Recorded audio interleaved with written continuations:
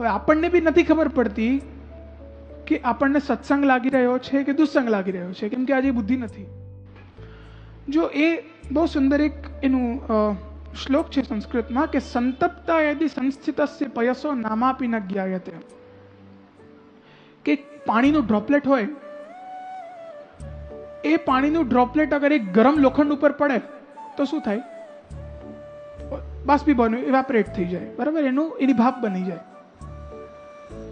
એ જ પાણીનું ટીપું અગર એક કમલના પત્તા ઉપર પડે તો શું હીરાની જેમ ચમકે છે. અને એ જ પાણીનું ટપકું, એ જ પાણીનું બિંદુ યદિ સ્વાતિ નક્ષત્રમાં એ સીપની અંદર પડે તો એ મોતી બને છે. વસ્તુ સેમ છે, પણ એનો સંગ જેમ જેમ ફરે છે એમ એની પરિસ્થિતિ કે એના રિઝલ્ટ ફરી જાય છે. હવે એ આપણે નક્કી કરવાનું છે કે આપણે ગરમ લોખંડ જોડે રહીએ, એ કમલના પત્તા જોડે રહીએ કે સીપ જોડે રહીએ. રિઝલ્ટ પોતે જ બહાર આવે. એકમાં બળીને સાવ ખાખ થઈ જવાય, એકમાં થોડીક વાર આમ હીરાની જેમ ચમકીએ, અને એકમાં સાવ જિંદગીભર મોતી બનીને રહી જાય.